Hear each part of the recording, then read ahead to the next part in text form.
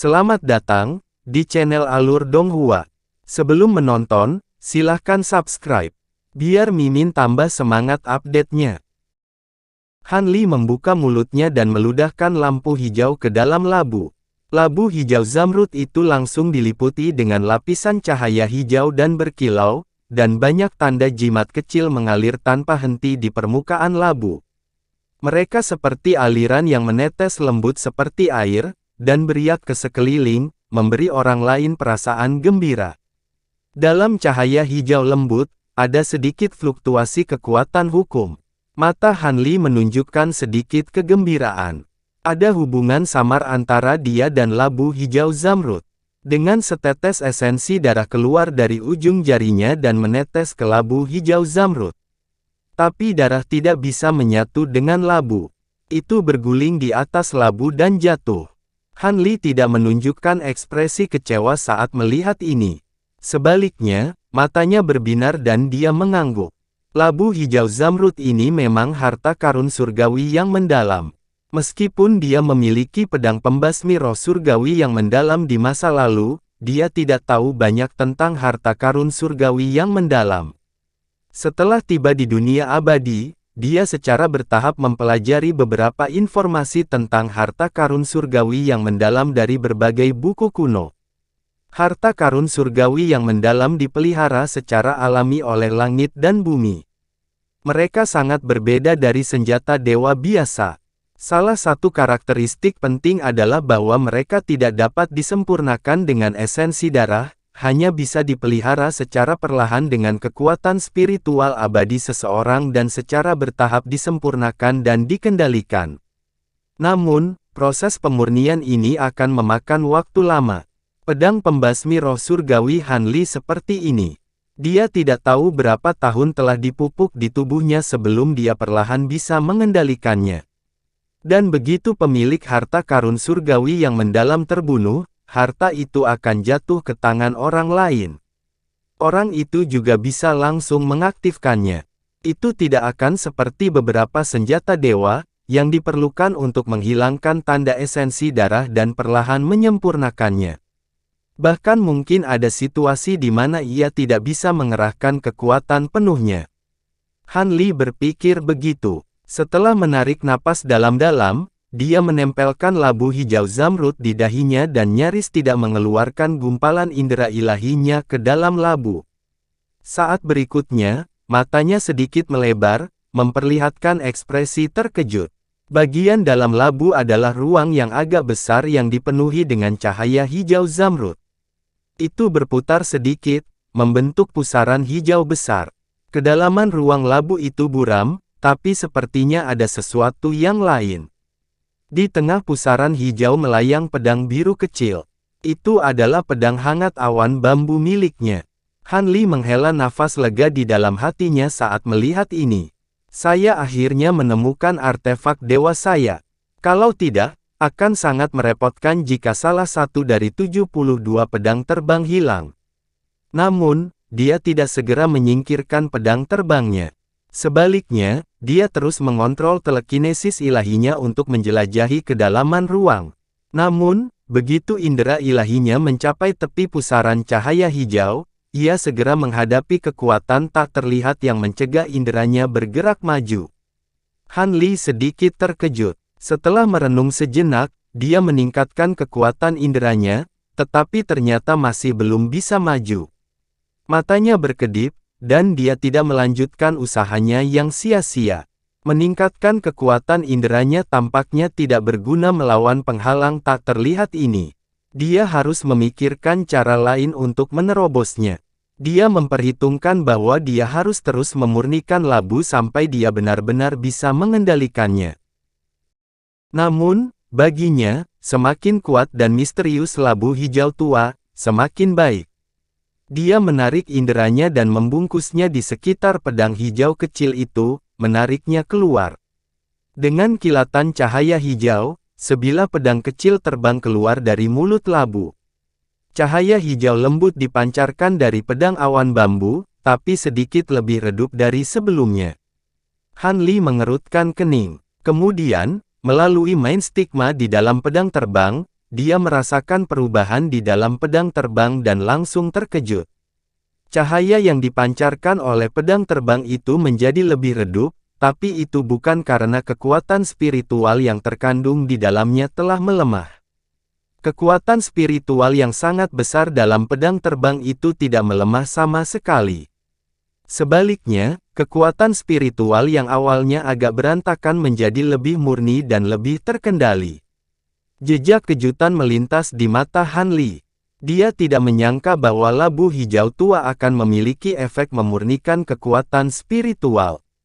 Dia merenung sejenak dan melambaikan tangannya untuk menembakkan lampu hijau ke labu hijau tua.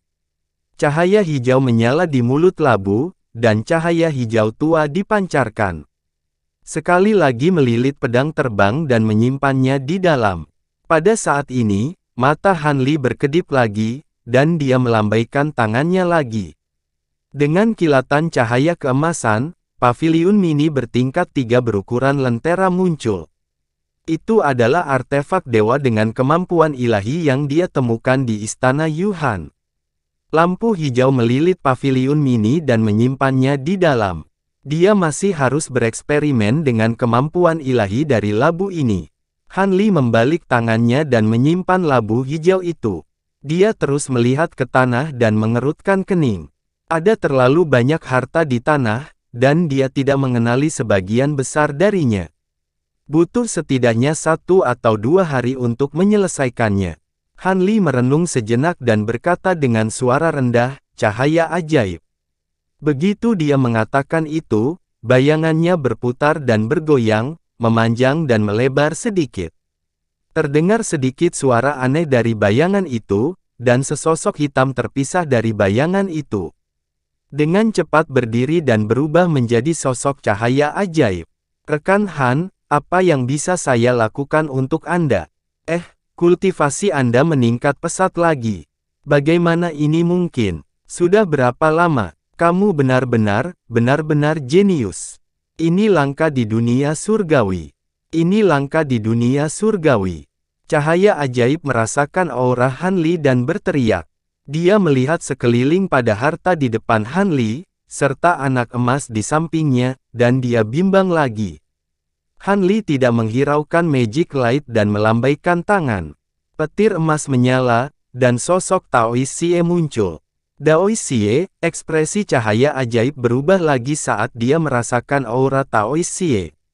Meskipun dia telah sepenuhnya memulihkan basis kultivasinya, dia masih berada di tahap akhir dewa sejati. Taoist Xie adalah wayang dewa emas, sedangkan anak emas juga telah mencapai tahap dewa emas. Han Li adalah dewa emas di tahap pertengahan, dapat dikatakan bahwa dia telah tertinggal jauh oleh Han Li dan yang lainnya. Aku baru saja melawan dewa emas dan mendapatkan banyak harta setelah membunuhnya. Ada banyak jenis, dan saya tidak mengenali sebagian besar. Kalian berdua tahu lebih banyak tentang alam abadi daripada aku, jadi aku ingin meminta bantuanmu, kata Han Li. Jadi itu yang kamu inginkan. Basis kultivasi saya tidak terlalu kuat, tetapi saya telah mengikuti Ma Liang sejak lama, jadi saya telah melihat banyak hal, jawab Magic Light sambil tersenyum. Taoist Xie mengangguk sebagai jawaban sebelum duduk di samping Han Li. Aku harus menyusahkan kalian berdua untuk membantuku mengatur barang-barang ini dan mencatat asal-usul dan kegunaannya ke slip giok sehingga aku dapat mengetahuinya, kata Han Li sambil menyerahkan 2 slip giok kosong ke Magic Light dan Taoist Xie. Wow, begitu banyak harta karun. Tepat pada saat ini, suara renyah terdengar dari samping. Itu adalah Jin Tong, yang telah menghentikan kultivasinya dan berjalan dengan kegembiraan di matanya. Dewa Emas Si, sudah lama sejak kita terakhir bertemu, dan basis kultivasimu telah meningkat pesat. Dengan bantuanmu, rekan Han pasti akan dapat maju ke tahap Dao leluhur di masa depan dan mendominasi dunia dewa, kata Magic Light sambil tersenyum sambil menangkupkan tinjunya untuk memberi hormat. Kamu terlihat sangat licik dan menyebalkan. Cepat pergi. Jin Tong mengerutkan kening saat dia menggerutu berkata pada Demon Sin. Senyum di wajah Magic Light menegang setelah mendengar ini. Jin-tong, jangan kasar begitu. Kembali ketika kami naik ke alam abadi bersama-sama, kami mengalami banyak hal sendiri, dan takdir kami dapat bertemu lagi hari ini, Han Li menegur dengan suara dingin. Jin-tong melirik Magic Light sebelum mendengus dengan dingin, tetapi tidak mengatakan apa-apa lagi. Detik berikutnya, perhatiannya langsung tertuju pada deretan harta roh yang mempesona di tanah, dan matanya membelalak saat dia menatap mereka. Jin-tong, kali ini kita menuai panen yang cukup banyak, kata Han Li sambil tersenyum. Jin-tong tampaknya tidak dapat mendengar apa yang dikatakan Han Li lagi, dan dia menggembungkan pipinya saat dia membuka mulutnya untuk mengeluarkan semburan cahaya keemasan, yang menyapu 7 atau 8 pedang terbang emas di dekatnya. Pedang terbang ini semuanya memiliki desain yang sama, dan tampaknya merupakan kumpulan harta karun roh. Masing-masing dari pedang terbang ini memancarkan kekuatan spiritual yang menakjubkan, jelas menunjukkan bahwa mereka adalah harta roh yang sangat luar biasa. Cahaya keemasan menyapu pedang terbang ini dan terbang langsung ke mulut Jin-tong. Jin-tong menutup mulutnya dan segera mulai mengunyah. Dalam beberapa suapan, dia mengunyah dan menelan belati terbang satu per satu. Cahaya ajaib dan Taois Xie sedikit goyah saat melihat ini, sementara wajah Han Li sedikit berkedut, tapi dia tidak mengatakan apa-apa. Cahaya keemasan melintas dari tubuh Jin-tong sebelum menyatu ke lengannya. Lengannya segera menjadi sedikit lebih kokoh, dan aura di tubuhnya juga meningkat. Mata Han Li berkedip sedikit, dan dia menutup mulutnya lagi. Mata Jin-tong dipenuhi kegembiraan saat dia melihat sekeliling lagi. Tatapannya segera terfokus pada palu perak, dan dia membuka mulutnya untuk mengeluarkan semburan cahaya keemasan yang menyapu palu ke arahnya. Begitu saja, Jin-tong duduk di tanah seolah-olah tidak ada orang lain di sekitarnya. Dia memegang palu perak di lengannya dan membuka mulutnya untuk menggigitnya. Sebuah sudut palu perak digigit, dan dia mulai mengunyahnya seolah-olah sedang menggerogoti wortel, dan dia bahkan menyenandungkan lagu yang aneh. Han Li dapat mengatakan bahwa kualitas palu perak lebih unggul dari harta roh pedang terbang, dan itu sebanding dengan alat dewa rata-rata. Dia mengangkat tangannya, tetapi dia meletakkannya pada akhirnya. Baiklah, cepat dan atur semuanya. Setelah selesai, singkirkan barang-barang ini. Han Li mengeluarkan 2 alat sihir penyimpanan dan melemparkannya ke Demon Shin dan Taois Xie. Keduanya setuju dan saling memandang sebelum dengan cepat merapikan barang-barang di tanah. Han Li menyapu pandangannya dan sepertinya telah menemukan sesuatu. Dia melambaikan tangannya dan melepaskan seberkas cahaya biru, memanggil pedang ungu, jaring emas, dan gapura berdekorasi putih. Saat dia akan menyingkirkan mereka, tepat pada saat ini, sebuah tangan kecil terulur dari samping seperti sambaran petir dan meraih pedang ungu itu. Ini adalah milikku. Jin-tong berteriak sambil menatap Han Li. Jin-tong, masih banyak harta di sini. Kamu bisa makan sebanyak yang kamu mau, tapi ketiganya adalah alat dewa. Kamu mungkin tidak bisa mencernanya jika kamu memakannya sekarang. Aku akan memberikannya padamu lain kali, oke? Han Li melambaikan tangannya untuk menyingkirkan jaring emas dan gapura putih. Dia tersenyum kecut saat melihat bahwa Jin-tong tidak melepaskannya, juga tidak menarik kembali cahaya biru yang melilit pedang ungu itu. Sangat pelit. Tangan kecil Jin-tong masih memegang pedang dengan erat, dan dia tidak berniat melepaskannya. Bagaimana dengan ini? Beri aku pedang ungu, dan aku berjanji untuk membunuh Dewa Emas dan membawakanmu jiwa baru lahir abadi emas. Bagaimana menurutmu? Kata Han Li sambil memutar matanya. Jin-tong, Han Li tersenyum kecut. Saat gigi Jin-tong hendak menyentuh pedang, Jin-tong tiba-tiba berhenti. Dia mengangkat kepala kecilnya dan menyeringai pada Han Li. Apakah kamu akan menepati janjimu?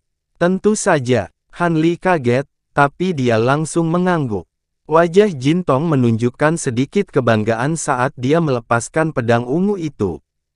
Han Li menggelengkan kepalanya dan menyingkirkan pedang, jaring emas, dan gapura berhias putih dengan lambaian tangannya. Dia berencana untuk memeriksanya setelah dia meninggalkan tempat ini. Ini. Han Li membuat gerakan meraih dengan satu tangan.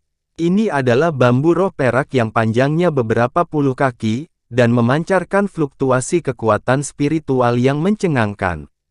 Aura bambu perak ini persis sama dengan akar bambu perak yang dia gali dari kebun herbal. Selain bambu perak, ada juga beberapa tumbuhan spiritual yang berharga, dan dari kelihatannya, mereka baru saja dipetik. Mata Han Li berkedip. Tampaknya orang yang pertama kali tiba di kebun herbal dan mengambil harta karun surgawi yang mendalam adalah Kuling. Harta karun surgawi yang mendalam di telapak tangan Dewi yang mendalam pastilah labu zamrud. Setengah hari berlalu dalam sekejap mata. Semua barang di aula telah diambil. Mata Han Li dipenuhi dengan sukacita. Jumlah harta di Kuling jauh melebihi harapannya. Belum lagi berbagai bahan berharga dan ramuan roh, hanya batu energi abadi yang berjumlah lebih dari 100.000. Ini benar-benar dapat dianggap sebagai kekayaan yang sangat besar, dan itu mungkin sebanding dengan akumulasi banyak sekte dan kekuatan selama ribuan tahun. Selain itu, ada juga beberapa pil berharga yang bisa disebutkan namanya dan ada yang tidak bisa disebutkan namanya, serta berbagai buku kuno. Namun, sebagian besar harta spiritual tingkat rendah yang ditemukan di Kuling telah masuk ke perut Jin Tong. Saat ini, aura Jin Tong telah pulih sepenuhnya dan lengannya telah kembali normal. Dia tampak puas dan auranya telah meningkat pesat dibandingkan sebelumnya. Ini tentu saja merupakan hasil dari persetujuan diam-diam Han Li. Bahkan setelah kumbang pemakan emas ke kondisi saat ini, ia masih belum mengubah sifatnya yang rakus. Namun, itu bisa dianggap sebagai metode unik untuk meningkatkan basis kultivasinya. Sementara Han Li merasa agak sedih dengan ini, dia juga merasa bersyukur. Lagi pula, adalah hal yang baik bagi kumbang emas untuk dapat melindungi dirinya sendiri. Terima kasih atas kerja kerasmu hari ini. Han Li mengambil barang-barang di tanah dan menoleh untuk melihat cahaya ajaib dan magi, yang berdiri dengan tangan tergantung di samping, dan mengangguk. Kamu dan aku berbagi nasib yang sama. Apa gunanya mengatakan semua itu? Jika rekan Han memiliki sesuatu di masa depan, beritahu aku, kata Magic Light sambil tersenyum. Selanjutnya, cahaya hitam keluar dari tubuhnya dan dia memasuki bayangan Han Li lagi. Han Li mengangkat alisnya sedikit. Penampilan Magic Light kali ini sepertinya sangat berbeda dari sebelumnya. Tao Xie menangkupkan tinjunya ke arah Han Li sebelum menghilang ke tubuh Han Li sebagai seberkas cahaya keemasan. Han Li meluruskan pakaiannya dan keluar dari aula. Dia melihat sekeliling sejenak dan tiba-tiba menundukkan kepalanya untuk melihat tangannya. Dia saat ini memegang gulungan biru di tangannya. Itu adalah diagram pegunungan dan sungai Netherfrost, yang dia temukan di artefak penyimpanan Kuling. Namun, pada saat ini, cahaya biru di permukaan gulungan itu benar-benar menghilang, dan itu seperti lukisan biasa tanpa spiritualitas sebelumnya. Han Li sedikit mengernyitkan alisnya dan melirik gulungan itu beberapa kali lagi sebelum segera menyimpannya. Ayo pergi, Han Li berkata kepada Jin Tong, yang mengikuti di belakangnya, sebelum melambaikan tangannya untuk melepaskan seberkas cahaya biru, yang membawa mereka berdua ke depan. Di suatu tempat di Istana Abadi Netherfrost. Di tengah reruntuhan istana yang rusak parah, ada 3 pria dan wanita non-manusia yang mengenakan kemeja lengan pendek dengan syal hitam melilit kepalanya. Mereka berjalan di jalan batu biru yang ditumbuhi rumput liar, semua memiliki ekspresi muram di wajahnya, dan kelelahan terlihat di mata mereka. Kami benar-benar telah ditipu oleh Jiao San kali ini. Kami mengikutinya ke alam mistik Istana Abadi ini, tetapi kami tidak menemukan banyak harta, hanya satu bahaya demi satu. Saya pikir dia menipu kami untuk datang ke sini untuk menjadi umpan meriam, kata seorang wanita pendek berkulit gelap dengan marah. Itu benar. Kamu lihat seberapa cepat dia berlari ketika dia mencoba masuk ke istana Bright King. Dia bahkan tidak peduli apakah kita hidup atau mati, dan sekarang dia tidak bisa ditemukan, kata pria lain dengan alis tebal perlahan. Tidak ada gunanya membicarakan hal ini sekarang. Untungnya, kami bertiga tidak berpisah. Kurasa kita tidak perlu mencari Jiao San lagi. Mari kita cari peluang lain sendiri, dan ketika saatnya tiba, kita akan meninggalkan tempat ini dengan aman, kata lelaki tua kurus yang tersisa perlahan sambil menggosok janggutnya yang kering. Mendengar ini, dua lainnya mengangguk setuju. Saat mereka berbicara, kereta terbang batu giok hijau tiba-tiba terbang melintasi langit. Itu menarik busur di udara, berputar-putar, dan berhenti di depan mereka bertiga. Mereka melihat seorang pria parubaya yang ramping dan anggun berdiri di atas gerbong terbang yang sempit. Dia sedang bermain dengan giok putih kecil PCU di tangannya, yang agak kuning dan berkilau hangat. Di belakangnya berdiri dua pria berbaju besi emas. Wajah mereka kaku dan tak bernyawa, dan jelas itu merupakan dua boneka. Mereka bertiga menatap pria di kereta terbang, dan jejak kewaspadaan muncul di matanya. Namun, ketika mereka melihat bahwa pria itu hanya berada di tahap akhir dari alam dewa sempurna, mereka merasa sedikit lega. Bolehkah saya bertanya apakah kalian bertiga telah melihat orang-orang dari Istana Surgawi Frost Utara? Atau apakah Anda tahu di mana mereka sekarang? Pria parubaya itu bertanya kepada mereka bertiga dengan senyum hangat di wajahnya. Mendengar ini, mereka bertiga tidak mengatakan apa-apa, tetapi mereka merasa sedikit aneh. Orang di depan mereka tidak memiliki tingkat kultivasi yang tinggi. Ketika dia berbicara dengan mereka bertiga, meskipun nadanya tenang, itu memberi mereka perasaan superioritas yang samar-samar, yang membuat mereka sangat tidak nyaman. Aku belum pernah melihat mereka sebelumnya, jawab lelaki tua kurus itu. Tak satu pun dari orang-orang yang bisa memasuki istana Dewa Netherfrost adalah orang bodoh, jadi mereka tentu saja tidak akan menilai kekuatan sejati seseorang dari kultivasi yang terungkap di permukaan. Kelompok tiga lelaki tua itu sedikit lebih waspada terhadap tamu tak terduga yang tiba-tiba muncul ini. Tentu saja, yang paling penting adalah ketika mereka memasuki istana surgawi, mereka sepertinya belum pernah melihat orang ini sebelumnya, jadi mereka menduga dia pasti menggunakan beberapa cara untuk mengubah penampilannya. Maaf mengganggumu, kata pria parubaya itu dengan acuh tak acuh, berbalik, dan mengendarai kereta terbang ke langit. Melihat sosok itu pergi, lelaki beralis tebal itu menatap lelaki tua itu dan bertanya, apa maksudmu? Menilai dari auranya, dia tidak terlihat seperti orang biasa, tapi aku tidak bisa melihat apapun dengan mata rohku. Dia seharusnya menjadi kultivator tahap akhir dewa sempurna. Lelaki tua kurus itu biasa menyentuh janggutnya, dagunya dan berkata perlahan. Kalau aku tidak salah, kereta terbang di bawahnya adalah hal yang baik, kata wanita berkulit gelap itu tiba-tiba.